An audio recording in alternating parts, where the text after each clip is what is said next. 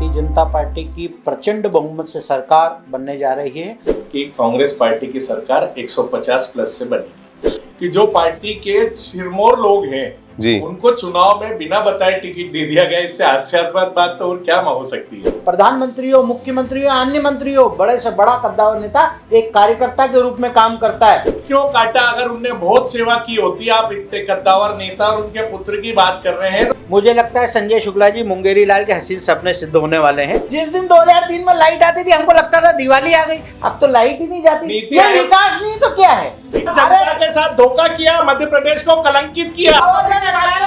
2018 में भी vote percent आपसे हमारा ज्यादा था। नमस्कार, स्वागत है आपका मृदुभाषी में। मैं हूं अरशद खान और आप देख रहे हैं हमारा खास कार्यक्रम जुबानी जंग। जी हां, मध्य प्रदेश में चुनाव चरम पर आ गया है और भाजपा और कांग्रेस दो बड़ी पार्टियां आमने सामने हैं। हालांकि आम आदमी पार्टी के उम्मीदवार भी मैदान में है, बसपा सपा भी है, लेकिन मध्य प्रदेश के चुनाव को लेकर हमारे साथ चर्चा करने के लिए मौजूद है कांग्रेस से के प्रवक्ता हैंगे आनंद जी और बीजेपी की ओर से जेपी मूलचंदानी जी। नमस्कार सर। दोनों का ही स्वागत है मृदुभाषी में। सीधे आप लोगों पर से मुखातिब होता हूं और दोनों से एक ही सवाल करता हूं कि सरकार किसकी बनने वाली है?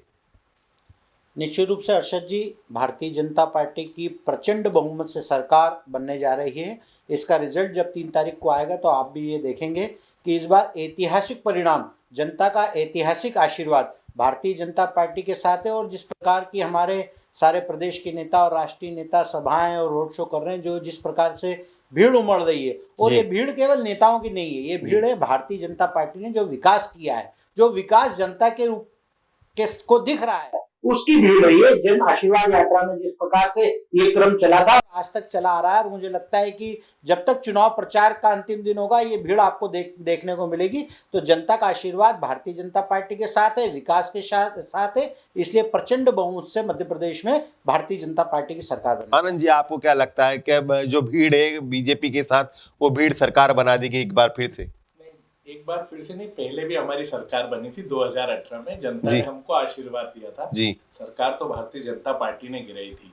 तो भीड़ अपनी जगह है और सरकार को जनता का जो आशीर्वाद मिलता है वो हमारे साथ था। तो हम निश्चित तौर पे कह सकते हैं कि कांग्रेस पार्टी की सरकार 150 प्लस से बनेगी। बड़ी बात कही जा रही है। देखिए, बहुत सारी विधानसभा, हम खास तौर पर इंदौर की बात करें क्योंकि यहाँ से पूरे मध्य प्रदेश की राजनीति तय हो जाती है। आर्थिक राजधानी कहा जाता है इंदौर को। इंदौर 1 से शुरुआत करते हैं। तो कासलीवाल जी, क्या लगता है आपको? इंदौर 1 में संजय शुक्ला और कैलाश विजयवर्गीय, एक बड़े कद्दावर नेता है कैलाश विजयवर्गीय, राष्ट्रीय महासचिव बीजेपी के, उनको क्या संजय शुक्ला हरा पाएंगे? संजय शुक्ला ही जीतेंगे। देखिए, जिस विधानसभा चुनाव में रण में उतरे, वो बड़ा छोटा नेता नहीं होता है, वो जनता का सेवक होता है। और संजय शुक्ला वास्तव में जनता के सेवक रहे। 5 साल उन्होंने जनता की खूब सेवा की। इससे का इनकार किया जा सकता है? कैलाश विजयवर्गीय महापौर रहते हुए, विधायक रहते हुए, मंत्री रहते हुए जनता के सेवक रहे हैं, इससे ऐसा कैसे इनकार किया जा सकता? संजय शुक्ला अकेले थोड़ी सेवा की होती तो उनको 1 नंबर में चुनाव नहीं लड़ना पड़ता। वो चुनाव लड़वाते लोगों को जी, जो उनकी मंशा थी, पर पार्टी ने उनको बिना बताए टिकट दिया। तो इससे बड़ी विडंबना भारतीय जनता पार्टी की तो हो ही नहीं सकती कि जो पार्टी के सिरमौर लोग हैं जी, उनको चुनाव में बिना बताए टिकट दे दिया गया। इससे हास्यास्पद बात तो और क्या हो सकती है। जेपी भाई, मुझे लगता है आनंद जी को बहुत बड़ी गलतफहमियां हैं। कैलाश जी को आपने कद्दावर नेता कहा, निश्चित रूप से वो कद्दावर नेता है, भारतीय जनता पार्टी के राष्ट्रीय महासचिव है। परंतु राष्ट्रीय महासचिव एक कद्दावर नेता उनको किन्होंने बनाया? भारतीय जनता पार्टी के एक छोटे से कार्यकर्ता ने बनाया। उन्होंने पार्षद का चुनाव लड़ा, उनको भारतीय जनता पार्टी ने क्षेत्र क्रमांक 4 से पहली बार लड़ाया था आनंद जी। और उस समय कांग्रेस की वो सीट थी, कांग्रेस की सीट उन्होंने भारतीय जनता पार्टी की झोली में डाली।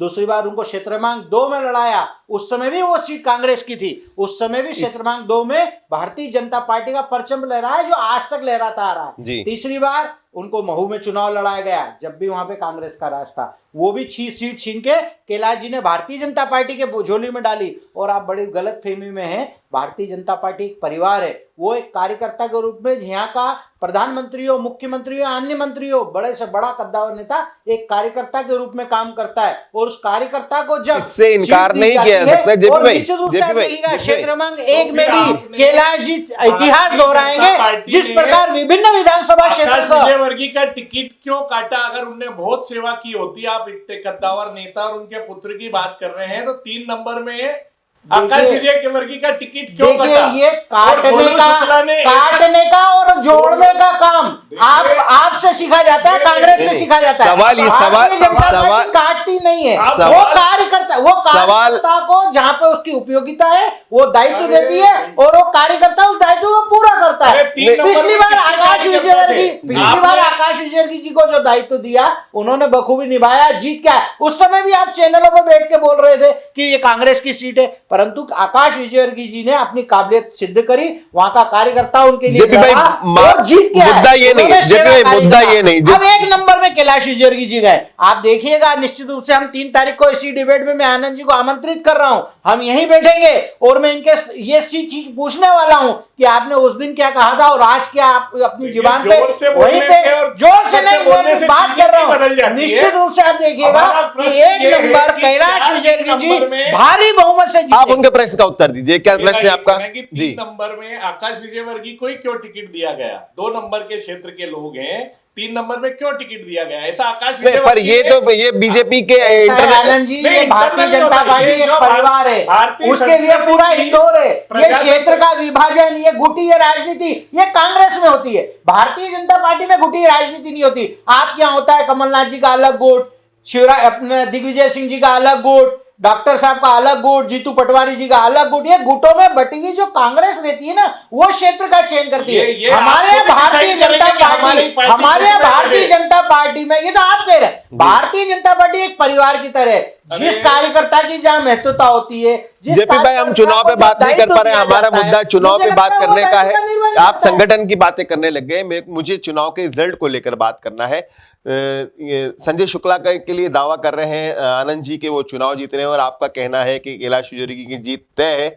मुझे लगता है संजय शुक्ला जी मुंगेरी लाल के हसीन सपने सिद्ध होने वाले हैं और अगली 3 तारीख को 17 तारीख को वोटिंग के बाद और 3 तारीख को जब रिजल्ट आएगा उस दिन हम बैठ के इस बात पे भी बहस कर लेंगे कि आनंद जी सही थे कि जेपी मूलचंदानी सही। चलिए आपकी बात मान भी ली जाए कि कैलाश विजयवर्गीय को, जैसे आपने कहा कि संगठन जहां चाहता है जिसको उतारता है और मौका देता है, जैसे आनंद जी का सवाल भी था कि आकाश विजयवर्गीय को 3 नंबर क्यों भेजा गया और उनका टिकट काट के कैलाश जी को 1 नंबर भेज दिया गया। तो ऐसी क्या आफत आन पड़ी थी जो मध्य प्रदेश में सांसदों को और मंत्रियों को बीजेपी ने मैदान में उतारा? इसी का फायदा कांग्रेस नहीं उठा रही है? नहीं, मुझे लगता है कांग्रेस को हर चीज में फायदा नजर आता है क्योंकि उसके पास बताने के लिए कुछ नहीं है, विकास के नाम पर कुछ नहीं है। आप देखिए कि जिस प्रकार भारतीय जनता पार्टी योजना, चुनाव है, चुनाव की बेला में योजनाओं से काम करती है पार्टियां, कोई भी पार्टी, भारतीय जनता पार्टी हो। आपने क्या विकास किया? 2003 में एक बीमारू राज्य था हमारे पास, मिस्टर भंटा डाल ने हमको बीमारू राज्य दिया था। हमने एक विकसित, एक विकासशील, एक 18 साल मॉडल मध्य प्रदेश ने दिया। जेपी भाई, आप आंकड़े से बात करिए। जेपी भाई, जैसे आप 2003 में, अरशद भाई आप भी इतने समय से पत्रकारिता कर रहे हैं, 2003 का मध्य प्रदेश, मैं बता रहा हूँ, आप बोल रहे हैं हमने क्या किया है, हम बता रहे हैं हमने क्या है। तो मेरे 2 प्रश्नों का जवाब दे दीजिए। विकास किसको कहते हैं? उनके 2 प्रश्नों का जवाब दे दीजिए। जेपी भाई, उनके प्रश्नों का जवाब दे दीजिए। हमारे यहाँ व्यापार जगत खुश है, शिक्षा के क्षेत्र में, स्वास्थ्य के क्षेत्र में, IIT इंदौर में। आप क्या बात कर रहे हैं? एक बीमारू राज्य था जब सड़कों में गड्ढे थी और गड्ढे। जेपी भाई उनको बोलने दीजिए। जिस दिन लाइट आती थी, एक मिनट आप उनको बोलने दीजिए। जिस दिन 2003 में लाइट आती थी हमको लगता था दिवाली आ गई, अब तो लाइट ही नहीं जाती। ये विकास नहीं तो क्या है? जी, एक मिनट इनको बोलिए। जी, शासन की रिपोर्ट है, सुनिएगा जेपी भाई, जिसमें 4थे नंबर पे है जी। शिक्षा और स्वास्थ्य में 27 राज्यों में 23वें नंबर पे है जी। ये हमारी रिपोर्ट नहीं है। 2003 में जो कृषकों की आय 10,000 थी जी, आज 8,500 है। तो ये हमारी रिपोर्ट नहीं है, आपकी सरकार के आंकड़े, आपकी डिटेल आपकी सरकार ने जारी की है जी। आज अगर आपने विकास किया होता तो आपको हर हफ्ते, अभी शिवराज जी 2,000 करोड़ रुपए का कर्जा ले रहे हैं जी हाँ, हर व्यक्ति पे 50,000 का कर्जा है। आदमी पैदा होता है जब से, अगर कोई बच्चा पैदा होता है तो 50,000 का कर्जा उसके ऊपर। 13 महीने में इनकी सरकार थी, क्या कमलनाथ जी ने उस समय कर्जा नहीं लिया था? नहीं लिया। विकास, आप आंकड़े देखिए, आप आंकड़े देखिए, आप एक प्रतिष्ठित चैनल। सवाल ये नहीं, विकास के नाम पे अगर हमको, आपको पता, सवाल ये नहीं है, डिबेट सरकार को, सवाल ये नहीं मिलता है आपको पता है? जब वो एक विकसित और विकासशील राज्य रहता है और विकास के कामों को लेकर अगर उसको सवाल ये नहीं है जेपी भाई, सवाल ये नहीं, तो उसको सब मिलता है। सुनिए मेरी बात सुनिए। मान ली जाए आप कर्जा ले रहे हो इस, और मुख्यमंत्री शिवराज सिंह चौहान बार बार कहते हैं कि खेती का हमारा क्षेत्रफल बढ़ गया है, हमने सड़कें बना दी हैं, बहुत सारी विकास कार्य कर दिए। तो जब आम आदमी के ऊपर कर्जा बढ़ रहा है तो ये कर्जा उतरेगा कैसा? इसका कोई उपाय? क्या कोई बाहर की कंपनीज आ रही हैं, बाहर से निवेश आ रहा है, मध्य प्रदेश और विकसित हो रहा है? इससे इनकार नहीं किया जा सकता है, कतई इनकार नहीं किया जा सकता है कि 2003 के बाद मध्य प्रदेश में डेवलपमेंट हुआ, लेकिन क्या कर्जदार रहेगा मध्य प्रदेश? देखिए हर्षद जी, 2-3 चीजें मैं इसमें बताऊं आपको। 2003 के पहले जिस समय कांग्रेस की सरकार थी, उस समय भ्रष्टाचार इतना हावी था, सड़कों में गड्ढे और लाइट की प्रॉब्लम और जितना भी बीमारू राज्य था। अब आप सुन लीजिए, अरे सुन लीजिए, जो गड्ढा भरने में टाइम लगा, जेपी भाई आप अपने 18 साल गड्ढे को भरने में हमको 20 साल लग गए। इन्होंने इतना भ्रष्टाचार करा, उस गड्ढे को गिराकर जनता के साथ धोखा किया, मध्य प्रदेश को कलंकित किया। मुझे लगता है कि आनंद जी को आंकड़े ध्यान नहीं है। हम 2018 में भी वोट परसेंट आपसे हमारा ज्यादा था। उससे क्या हम सीटों, अरे ऐसी बात कर रहे हैं, सीटों के आंकड़े में हम। और दूसरी बात, आप बार बोल रहे हैं हमने आपकी सरकार गिराई, आपके विधायकों ने आपकी सरकार गिराई। एक मिनट जेपी भाई ये बात पुरानी हो गई। एक मिनट आनंद जी एक मिनट जेपी भाई राहुल गांधी जी बोल के गए थे कि 10 दिनों में कर्जा माफ नहीं हुआ तो मैं मुख्यमंत्री बदल दूंगा। जेपी भाई ये बात राहुल गांधी नहीं बदल सके। जेपी भाई हम बात ही नहीं कर पाएंगे। जेपी भाई बात नहीं कर पाएंगे। ये बात आनंद जी बात नहीं कर पाएंगे। एक मिनट आप एक मिनट आप सवाल पे आइए। क्या कर्जा माफ हुआ? नहीं, ये उन्होंने मुख्यमंत्री नहीं बदला, मुद्दा अभी मुख्यमंत्री बदल दिया। अभी मुद्दा ये नहीं है, मुद्दा हमारा ये है कि आप चुनाव किस दिशा में लड़ने वाले हैं। ये तो भूली बिसरी यादें हो गई हैं। सिंधिया जी ने गिरा दी सरकार, आपने खरीद लिया, ये सब आरोप प्रत्यारोप तो बहुत बार लग चुके हैं। अब वर्तमान में जो स्थिति है, जो सिनेरियो सामने आ रहा है, उसमें आपका क्या सोचना है? आम किन मुद्दों के साथ बीजेपी मैदान में है, कांग्रेस किस मुद्दों के साथ मैदान में है, और जनता उनके साथ क्यों न्याय करे? क्यों चुने कांग्रेस को और क्यों चुने बीजेपी को? तो पहले मैं आनंद जी से पूछ लेता हूं कि आनंद जी आप कांग्रेस क्यों चुना? कांग्रेस सरकार का एक एजेंडा है। हमारी जब 18 महीने की सरकार थी तो हमने सबसे पहले इंदौर का सबसे बड़ा नासूर, हर्षद भाई आप जानते होंगे, 24 घंटे के अंदर नेस्तनाबूद कर दिया था जी। जितने अपराधी थे उनको जेल में डाल दिया था। एक खौफ था लोगों में कमलनाथ जी को लेकर। दूसरा, हमारा बहनों को मदद करना, तो हम बहनों की मदद नहीं कर रहे, हम एक परिवार की मदद कर रहे हैं 500 रुपए में गैस सिलेंडर देके। अगर एक महिला को घर में 500 रुपए की बचत होती है, 1500 रुपए में उनको मदद करते हैं, तो आज एक परिवार को 3000 रुपए से महंगाई में राहत मिलती है। इन्होंने तो महंगाई बढ़ाई। पेट्रोल प्रोडक्ट में क्रूड जब 110 रुपए था और 60 रुपए पे आया तो इन्होंने पेट्रोल डीजल पे जीएसटी कम नहीं करी, जबकि शिवराज जी चाहते तो कर सकते थे, आम आदमी को राहत पहुंचा सकते थे। तो महंगाई की इन्होंने किसी ने मदद ही नहीं करी। बीजेपी का वो सोच नहीं, इनका तो कहना चारों तरफ से आने दो। महिलाओं की मदद हम कर रहे हैं, रोजगार, बेरोजगारों के लिए हम रोजगार के जो बैकलॉग के पद है वो हम भरने वाले हैं। जितनी भी डेवलपमेंट के कार्य, जो इंडस्ट्रीज का एक कमलनाथ जी का विजन था, मेट्रो प्रोजेक्ट कौन लाया इंदौर में? कमलनाथ जी का विजन था, उसमें उन्होंने पैसे सैंक्शन किए थे। महाकाल लोक कमलनाथ जी ने सैंक्शन किया था। ओमकारेश्वर की योजना कमलनाथ जी हमारी सरकार के टाइम की थी। तो ये विजन किसका था? शिवराज जी 18 साल में अपना विजन नहीं दिखा पाए। इंडस्ट्रियलाइजेशन माइनस में जा रहा है। आधी इंडस्ट्रियां बंद हो गई है, आधे क्लस्टर बंद हो गए हैं, जो छोटे छोटे स्मॉल स्केल। मैं खुद व्यापारी हूं, मैं उद्योग धंधे से जुड़ा हूं। आधे से ज्यादा उद्योग और क्लस्टर बंद हो गए। हमारे यहाँ के व्यापार और उद्योग बाहर चले गए। इसका जवाब दें। आपने यहाँ पे आईआईटी बनाया, कितने लोगों को रोजगार दिया और कितनी जमीनों में भ्रष्टाचार किया सुपर कॉरिडोर पे? यही टीम थी बीजेपी की और है अभी भी। जी जेपी भाई, आपका क्या विजन? मुझे शिवराज सिंह चौहान का कोई विजन नहीं था, उसके चलते ये जितने भी प्रोजेक्ट 15 महीने की सरकार थी उस दौरान हुए, चाहे वो जेन हो, मेट्रो हो, महेश्वर हो, जो भी है, तमाम तरह के प्रोजेक्ट जो कांग्रेस की कमलनाथ जी के विजन की वजह से। मुझे लगता है, मुझे मेरे कांग्रेसी मित्र आनंद जी ने बहुत अच्छी वचन पत्र और घोषणाओं को बहुत अच्छे से कांग्रेस का पक्ष रखा है, परंतु यहाँ पर मैं इधर उधर की बात नहीं करूंगा, मैं मुद्दे की बात करूंगा। जी। भारतीय जनता पार्टी का एक ही विजन है, विकास विकास और विकास।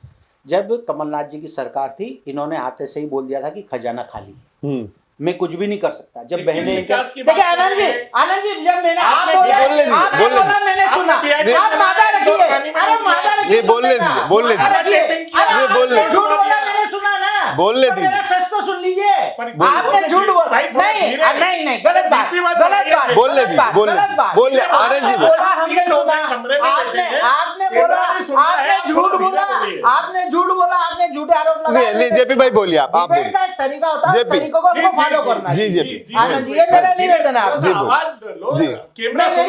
आवाज थोड़ी तेज, आवाज मेरी तेज है, इसलिए अब मेरे को माइक आपको लगा, मेरे को नहीं लगा, क्योंकि आवाज तेज। आनंद जी, आपने बहुत अच्छा झूठ बोला, कांग्रेस का पक्ष रखा, कोई बात नहीं, आपका धर्म भी है और मेरे ख्याल से अधिकार भी है, कर्तव्य भी है।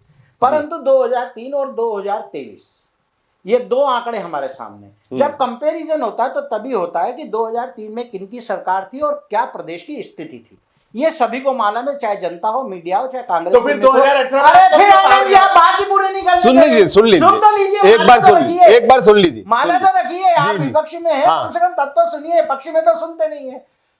2003 में जब एक बीमारू प्रदेश हमको दिया गया था, उसमें इतना भ्रष्टाचार हो चुका था, इतना बड़ा मध्य प्रदेश में गड्ढा था कि भारतीय जनता पार्टी को विकास तक आते आते उस गड्ढे को पहले भरना था। जब हमको इतना टाइम लगा, उस समय सड़कें में गड्ढे और गड्ढों में सड़क थी, बिजली का कहीं अता पता नहीं था, स्वास्थ्य की कोई बात ही नहीं होती थी, शिक्षा की तरफ तो कोई ध्यान ही नहीं था। ऐसे थे इनके मिस्टर भंटा ढाल। भारतीय जनता पार्टी की सरकार बनी, आप देख लीजिए उस दिन 2003 से लेकर आज 2023 तक 15 महीने में बीच में जो इन्होंने बोला, वो भी मैं आपको क्लियर कर दूं कि वोट परसेंट के हिसाब से 2018 में भी भारतीय जनता पार्टी को इनसे 1% वोट ज्यादा मिला था। यानी जनता ने वोट के आधार पर हमको भाई मुद्दे की बात ये है कि हमने जो विकास मध्य प्रदेश में किया है, चाहे वो औद्योगिक क्षेत्र हो, चाहे वो इंडस्ट्री क्षेत्र हो, चाहे वो व्यापार क्षेत्र हो, चाहे महिला सशक्तिकरण का मामला हो, चाहे लाडली बहना का मामला हो, चाहे मुख्यमंत्री तीर्थदर्शन योजना का, जितनी जनहितैषी योजना शिवराज सिंह सरकार में बनी और वो प्रफुल्लित हुई, वो नीचे तक गई, ये हमने विकास की दृष्टि से करा। उन्होंने सभी वर्गों का ध्यान रखा। 15 महीने की कमलनाथ सरकार में आपने देखा था, मुख्यमंत्री तीर्थदर्शन योजना बंद कर दी थी, बच्चों को लैपटॉप देने वाली योजना बंद कर दी थी। आज ये बात कर रहे हैं कि हम बच्चियों को ये देंगे, तो कि लैपटॉप वाली योजना क्यों बंद कर दी थी? तो इनका एक दोहरा चरित्र है। सरकार में जब ये आते हैं तो कथनी और करनी में फर्क आ जाता है। और ये अरे मैं उन्हीं को उत्तर दे रहा हूँ, उन्हीं को उत्तर दे रहा हूँ। तो जो कथनी और करनी में आपका फर्क है, वो जनता अच्छी तरह आपकी ये बात मान ली जाए। 18 वर्ष की मेरी बात सुनिए जेपी भाई, इन्होंने अपराध की बात की। आपको मैं बताऊं, शिवराज सिंह चौहान जी से सरकार बनी है, आपराधिक प्रवृत्ति के आदमी पे तुरंत बुलडोजर चलता है। इन्होंने ये बोल रहे हमारे यहाँ तो शिवराज सिंह चौहान जी का ये गलत, आप गलत।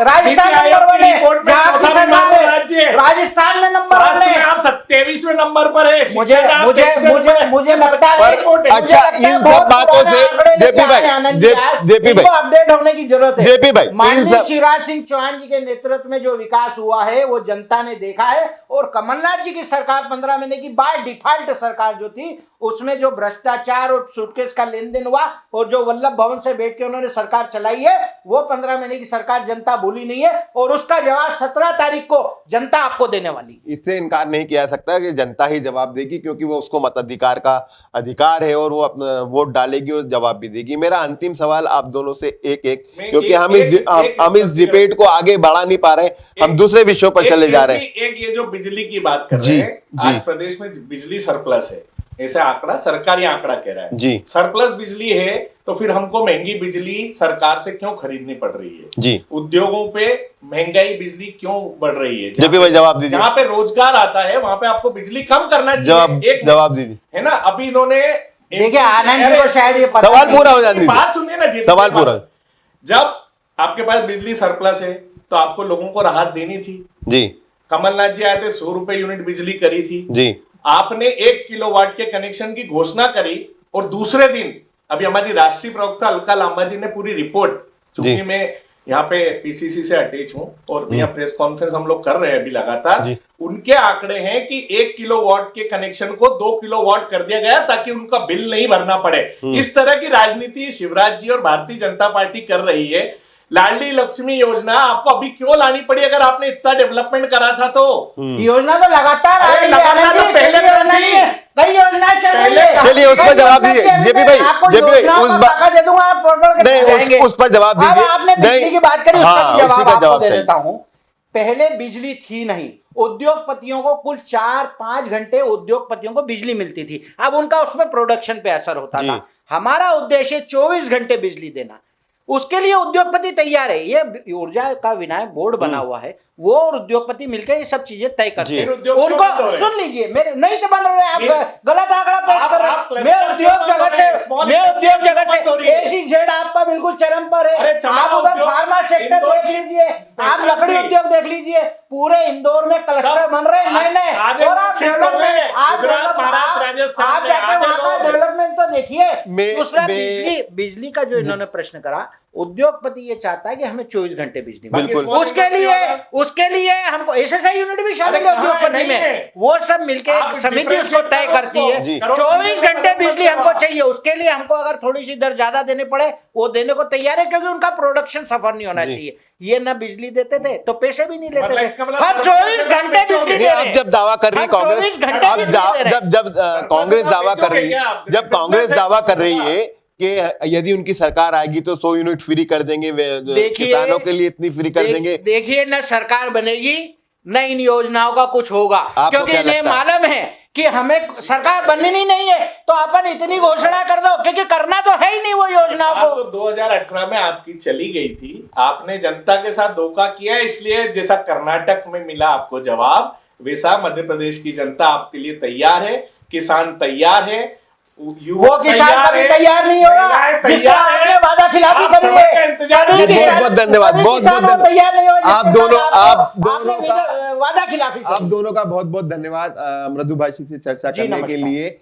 ये आनंद जी थे हमारे साथ, जेपी मूलचंदानी जी थे जिन्होंने अपना अपना पक्ष रखा। दोनों का ही कहना है कि उनकी सरकार बन रही है। बिजली का मुद्दा भी सामने आया, 2003 की सरकार का भी मुद्दा सामने आया, 2018 में बनी गई सरकार का भी मुद्दा सामने आया। ये मुद्दे जब तक चलते रहेंगे जब तक मतदान नहीं हो जाता, मतदान होने के बाद जब तक परिणाम नहीं आ जाता।